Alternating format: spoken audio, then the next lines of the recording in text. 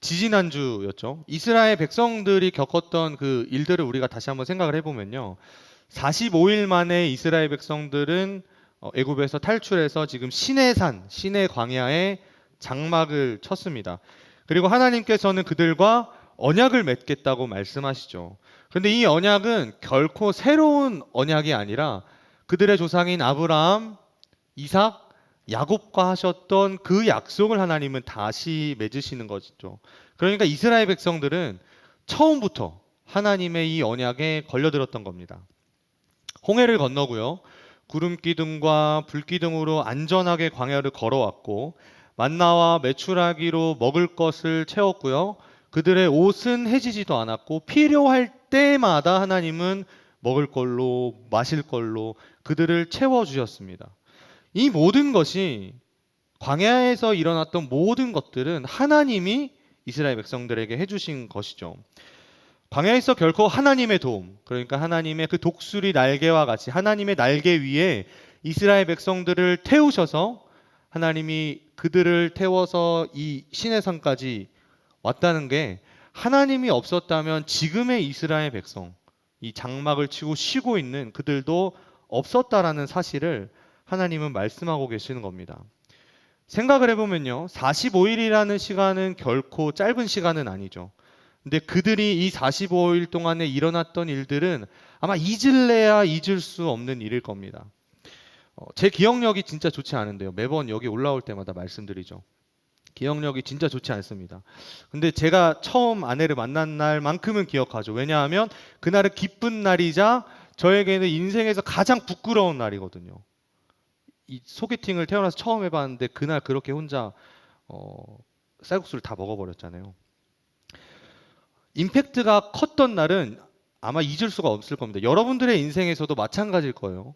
가장 기쁜 날, 혹은 가장 마음이 아팠던 날, 가장 부끄러웠던 날, 가장 행복했던 날은 아마 여러분들이 그 날짜와 몇 시까지도 아마 기억할 겁니다. 자세하게 기억하겠죠. 그런데 이스라엘 백성들은 광야를 걷는 내내 그들은 엄청난 일들을 보면서도 하나님께 불평했습니다. 그래서 하나님께서 이스라엘 백성들에게 하신 오늘 이 첫 말씀은요, 바로 기억해라 라는 말입니다. 내가 애굽 사람에게 어떻게 행하였음과 내가 어떻게 독수리 날개로 너희를 업어 내게로 인도하였음을 너희가 보았느니라. 그러니까 기억해봐. 내가 너희를 어떻게 데려왔는지. 홍해는 누가 건너게 했지? 만나와 메추라기는 누가 줬지? 르비딤에서 전쟁은 누가 이기게 해줬지? 이것을 기억하라라고 하나님은 말씀하시는 겁니다. 광야를 걷는 내내 이스라엘 백성들이 해야 할 일 한 가지를 꼽으라면 이거였습니다. 기억해라. 끊임없이 하나님이 하신 일을 기억해야 했습니다. 노예의 신분에서 그들을 자유인으로 바꾸셨고요. 굶주릴 때 먹을 것을 주시고요. 목이 마를 때 채워주셨습니다. 필요한 것, 부족한 것 없이 해주신 분이 바로 하나님이셨다는 사실을 어떻게 그들을 인도하셨는지 기억해야 했습니다. 그런데 단순히 기억하라는 말이 전부는 아닙니다. 기억하라는 말씀을 통해서 하나님은 이스라엘 백성들이 한 걸음 더 나가기를 원하셨는데요. 그게 바로 하나님의 말씀에 순종하라는 것이었습니다. 세계가 다 내게 속하였나니 너희가 내 말을 잘 듣고 내 언약을 지키면, 기억나시나요? 지지난주에 이 말씀을 제가 말씀드릴 때 하나님의 말씀을 지키면 구원받는다라는 조건 충족에 대한 이야기가 아니라 우리의 행복과 안전과 평안을 위해서, 우리의 기쁨을 위해서 하나님이 우리에게 지키라고, 순종하라고 하시는 말씀이 바로 이겁니다. 너희가 내 말을 잘 듣고 내 언약을 지키면. 운전 면허를 따려면요, 세 가지 시험을 통과해야 됩니다. 뭔지 기억나시나요? 기능 시험, 그다음에 실기, 필기. 그렇죠? 요 세 개 시험을 봐야 됩니다. 그렇죠? 이 운전을 하는 방법이나 차량을 작동하는 방법, 그리고 또 실제적인 이 주행에 대한 시험도 중요하지만 필기 시험을 떨어지잖아요. 그럼 기능도 주행도 볼 수 없습니다. 저는 그랬던 것 같아요. 그렇죠? 그랬던 것 같습니다. 근데 많은 경우에요, 이 필기 시험을 떨어지는 일은 많이 없어요. 근데 이 필기 시험의 내용을 정확하게 숙지하고 이 면허증을 딴 이후에도 필기 내용을 기억하는 사람들은 많지가 않습니다. 그래서 실제로 운전을 하는 사람들을 보면요, 사고가 굉장히 많이 일어나는데요. 표지판을 잘 보지 못해서, 신호를 제대로 구별하지 못해서, 도로교통법을 분명히 배웠는데 그 표지판을 읽고 이 도로에 깔려 있는 그 글씨들과 표시들을 읽는 방법을 분명히 필기 시험을 통해서 다 배웠는데 이건 싸그리 무시하고 나는 이제 운전만 하면 돼 라고만 해서 운전을 하다가 많이들 사고가 나죠. 이렇게 해서 교통법을 어기고 또 잘 모른다는 이유로 많은 사고가 나기도 하죠. 법을 까먹어서 그렇습니다. 법. 법을 지키지 않아도 운전은 할 수 있습니다만 벌금이 주어지겠죠. 신호를 무시할 수는 있지만 그 무시한 대가의 안전은 장담할 수가 없습니다. 법은요, 결코 올가매는 것이 아니에요. 교통법은 모두의 안전과 행복을 위해서 주어지는 것이죠. 하나님의 말씀을 생각해 보면요, 우리는 하나님의 말씀을 우리의 법으로 여깁니다. 법으로 받아들이죠. 법이 되어서 우리를 힘들게 하고 우리의 자유를 억압하는 게 아니라 우리 삶을 살아가면서 하나님의 말씀을 법으로 지키면요, 그 가장 중심에 두고 우리의 삶에서 평안을 누릴 수 있고 우리의 삶의 기쁨과 행복을 누릴 수 있는 유일한 방법이 바로 하나님의 말씀이죠. 그 말씀을 우리는 지키기 위해서 노력합니다. 작년부터 이어진 여러분들의 공의와 정의를 행하는 일들을 돌아보면요, 우리가 얼마나 그 하나님의 말씀을 지키면서 살려고 노력하는지 아마 여러분들이 그 증거가 될 겁니다. 우리는 공의로우시고 정의로우신 그 하나님께 받은 사랑을 흘려내고 있는 것이잖아요. 그렇죠? 이 행함을 통해서 우리는 구원이라는 어떤 이 쟁취할 수 있는 그것을 얻기 위해서 공의와 정의를 행하는 것이 아니라 구원은 이미 하나님의 그 선하신 뜻 안에서, 기쁘신 뜻 안에서 이루어진 것이고요. 우리는 그 받은 사랑을 흘려내는 것뿐입니다. 그렇다면 믿는 사람들의 삶에서 이 하나님의 말씀을 지키면서 산다는 건요, 더욱더 하나님과 깊은 관계로 나아가는 유일한 길이라는 것이죠. 말씀을 기억하고 말씀을 순종하는 일, 기억과 순종, 이것은요, 분명히 하나님과 우리의 관계를 더욱더 깊이 가져가는 일입니다. 하나님의 말씀을 기억하고 그 말씀에 순종하는 것. 하나님이 애굽의 땅에서 광야로 그들을 인도하신 것은요, 바로 이스라엘 백성들의 행복과 안전과 기쁨을 위해서였습니다. 이것을 조금 어려운 말로 부르심이라고 합니다. 콜링이라고 하죠. 하나님께서 그들을 부르셨다. 그런데 이 부르심에는 조금 특별한 역할이 주어지는데요. 성경이 있으신 분들은 한번 오늘 본문 말씀을 펴서 다시 한번 같이 읽어보면 좋을 것 같아요. 5절, 6절인데요. 한번 다 같이 읽어보겠습니다. 5절, 6절입니다. 세계가 다 내게 속하였나니 너희가 내 말을 잘 듣고 내 언약을 지키면 너희는 모든 민족 중에서 내 소유가 되겠고 너희가 내게 대하여 제사장 나라가 되며 거룩한 백성이 되리라. 너는 이 말을 이스라엘 자손에게 전할지니라. 아멘. 여기 보면 세 가지가 나오죠. 내 소유, 제사장 나라, 거룩한 백성. 이 세 가지를 사실 명확하게 이렇게 구별해서 이야기를 하다 보면 우리가 중요한 것을 놓치게 되는데요. 그것은 바로 하나님이 그들을 특별한 위치로 부르셨다는 사실입니다. 거룩이죠, 거룩. 거룩한 위치로 그들을 부르셨습니다. 하나님께서 내 소유라고 말씀하시는데요. 이 소유라는 말을 조금 더 원어에 가깝게 우리가 해석을 하면요, 보물이라는 뜻입니다. 하나님의 보물. 전지전능하시고 이 땅을 지으시고 우리의 모든 것을 아시는 그 전능하신 하나님의 보물. 그 누구도 가질 수 없고 그 누구도 넘볼 수 없는 보물. 보물. 그럼 제사장은 또 어떻죠? 하나님과 인간 사이에서 유일하게 이 둘을 연결하는 역할을 하는 게 바로 제사장이잖아요. 제사장은 항상 거룩해야 됐고요. 구별되어야 했고요. 항상 다르게 살아야만 했습니다. 하나님은 이스라엘 백성을 지금 거룩으로 부르시는 거죠. 완전히 분리되고 완전히 구별되고 완전히 다르게 살도록 이스라엘을 부르셨고 또 이 말씀을 듣고 있는 우리를 부르셨습니다. 요즘 사람들이 정말 많이 관심을 갖는 게 있는데요. 어떤 사람들은 지금 이 관심을 갖는 것 자체가 이미 늦었다라고 말합니다. 뭔지 아시나요? 주식입니다. 주식. 최근에 주식과 관련된 수많은 다큐들을 TV에서 방영을 했는데요. 많은 사람들이 특별히 2030, 그러니까 지금 여기에 앉아 있는 여러분 세대죠. 여러분들의 친구와 여러분들의 나이 또래일 겁니다. 2030, 이 주식을 하는 이유에 대해서 물어봤습니다. 그러니까 이렇게 답했는데요. 현실을 깨달았기 때문에. 삶에 대한 희망이 없어서. 부모 세대를 보니까 답이 없어서. PPT 한번 보여주실까요? PPT 준비됐나요? 네. OECD 주요국의 노인 빈곤율인데요. 2등이 미국입니다. 최강대국이라고 이야기하는 미국이 2위고요. 그 최강대국을 뛰어넘은 나라가 바로 우리나라입니다. 노인 빈곤율 1위. 다음 PPT 한번 보여주실까요? 노인 자살률입니다. 비교할 수 없는 수치죠. 여기도 한국이 1등입니다. 53.3명. 여러 가지의 문제를 비판하고 또 여러 가지 정책들도 쏟아내고 뭐 여러 가지 해결책도 우리가 제시할 수 있겠지만 부정할 수 없는 건요. 지금 우리나라의 청년들의 현실이라는 거예요. 그리고 여러분들에게 다가올 미래라는 거죠.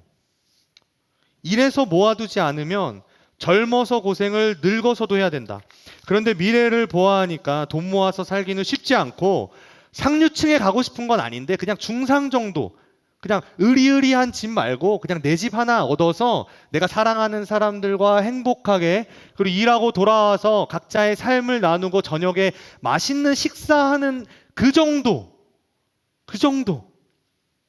이것을 위해서 2030 세대들이 주식에 투자한다는 거예요. 모두가 하는 주식인데 나도 해야 할 것 같고 아무것도 안 하고 그냥 있으면 벼락 거지가 되니까 이 주식을 통해서 투자를 통해서 내 노후를 지키고 싶은 거죠. 내 행복을 위해서.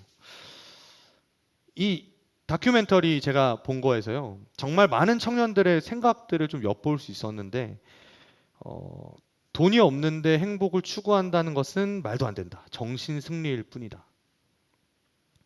시간 이꼴 자유 이꼴 돈. 인간답게 살 수 있는 최소한의 존엄을 지킬 수 있는 수단이 돈. 돈은 존엄이다. 저는 이 말에 돈은 존엄이다. 이 말에 굉장히 씁쓸하기도 하고 한편으로는 속상했는데요. 왜냐하면 저도 모르게 돈은 존엄이지. 내가 지금 이 삶을 누리고 있는 것도 돈 때문이잖아. 굉장히 씁쓸했고 지금 현실에 정말 맞는 말 같았습니다. 그런데 여러분 성경은 이 현실에 대해서 그렇게 말하지 않습니다. 해가 돋고 뜨거운 바람이 불어 풀을 말리면 꽃이 떨어져 그 모양의 아름다움이 없어지나니 부한 자도 그 행하는 일에 이와 같이 쇠잔하리라. 성경은 우리의 이 모든 현실을 허상이라고 얘기합니다. 그거 잠깐이야. 5억 이상 있으면 계층 이동할 수 있다. 경제적인 자유 누릴 수 있다. 여러분 그 자유가 정말 여러분들을 자유롭게 해줄까요? 5억 모으면 10억 있으면 충분할까요? 이 지옥 같은 현실에서 여러분들을 정말 자유롭게 해줄 수 있는 게 5억, 10억일까요?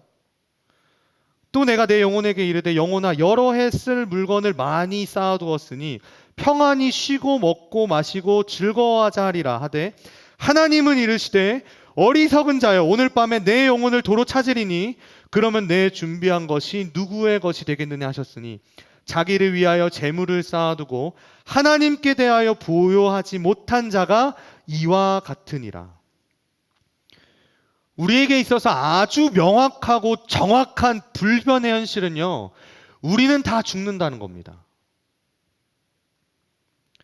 뭐 그렇게 끝난다고 하면 그래도 한 번 사는 인생, 욜로, 내 맘대로 살고 죽으니 괜찮아 라고 말할 수 있겠죠. 아니요. 우리에게 있는 또 하나의 불변의 현실은요, 죽은 후에는 심판이 있다는 겁니다. 한 번 죽는 것은 사람에게 정해진 것이요, 그 후에는 심판이 있으리니. 여러분, 이 말씀 우리 수도 없이 들었죠? 수도 없이 들었습니다. 아마 다 외울 겁니다. 한 번 죽는 것은 정해진 것이요, 그 후에는 심판이 있으리니. 그런데 우리 그렇게 안 살잖아요. 진짜 죽는다는 사실을 생각하면서 사나요? 심판이 우리에게 있다는 그 사실을, 그 성경에 우리가 법이라고 얘기하는, 우리의 기준이라고 얘기하는 그 말씀을 기억하면서 사나요? 말씀이 기억도 안 나는데 순종한다라는 것은 더더욱 불가능합니다. 죽음 후에 마주할 이 심판은 우리가 이 땅에서 번 돈을 가지고 판단받는 것이 아닙니다. 이 땅에서 얻은 지위로, 명예로 판단받는 것도 아닙니다. 이 땅에서 우리가 살았던 집의 평수로 판단받는 것도 더더욱 아닙니다. 그것의 유일한 판단의 기준은요, 예수 그리스도를 믿는 믿음입니다. 그 믿음으로 살았을 때 얻어지는 열매들로 심판받는, 판단받는 곳입니다. 여러분, 이 말이 여러분들을 두렵게 하지 않으시나요? 그렇다면 두려워하시기 바랍니다. 두려워하시기 바랍니다. 들으라 부한 자들아, 너희에게 이 말 고생으로 말미암아 울고 통곡하라. 너희 재물은 썩었고 너희 옷은 좀 먹었으며 너희 금과 은은 녹이 슬었으니 이 녹이 너희에게 증거가 되며 불같이 너희 살을 먹으리라. 너희가 말세에 재물을 쌓았도다. 이스라엘 백성의 현실은요, 절대적으로 부족하고 없고 뭐 하나 제대로 갖춰지지 않은 광야입니다. 그런데 그들에게 약속되어진 유일한 한 가지가 있죠. 바로 가나안 땅, 약속의 땅입니다. 그 땅을 향해 가는 이스라엘 백성들을 광야로 부르셔서 그들을 거룩하게 만드는 작업을 지금 하나님은 하시는 겁니다. 세계가 다 내게 속하였으니, 내 것이라고 생각하고 부르는 모든 것은 사실 하나님의 것이니까 털어낼 거 털어내고, 놓을 거, 붙잡고 있는 거 내려놓고, 그것이 하나님께서 이스라엘 백성을 자신의 보물로, 제사장 나라로, 거룩한 백성으로 칭하면서 이 광야로 부르신 이유입니다. PPT 한번 더 보여주시겠어요? 이스라엘 백성을 부르셔서 어떠한 위치에 두셨는지 여러분들이 보면 좀 명확하게 알 수 있을 것 같은데요. 이쪽을 먼저 봐볼까요? 하나님이 있고요, 이스라엘 백성이 그 사이에 있고 세상이 있습니다. 하나님과 세상을 연결하는 다리로 이스라엘을 부르셨죠. 제사장이 했던 일이 바로 여러분들이 보시기에 왼쪽에 있는 일이죠. 하나님과 이스라엘을 연결하는 게 제사장이었습니다. 그런데 이제는 이스라엘을 제사장으로 부르셔서 하나님과 세상 사이에서 하나님의 선하신 그 뜻을 세상으로 보내는 일을 지금 이스라엘에게 하시려고 하는 겁니다. 거룩으로 부르신 이유가 바로 여기 있는 거죠. 우리도 마찬가지죠. 우리도 마찬가지입니다.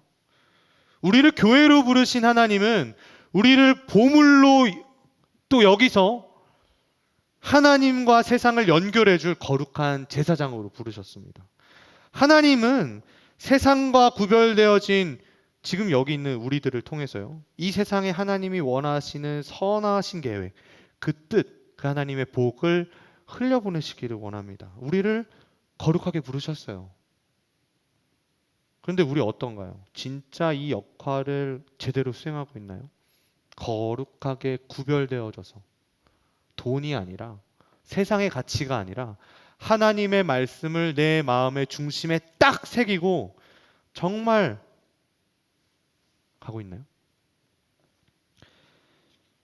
시간이 지나서 이스라엘 역사를 보면요, 이스라엘은 완벽하게 실패했습니다. 완전히 망했어요. 완전히.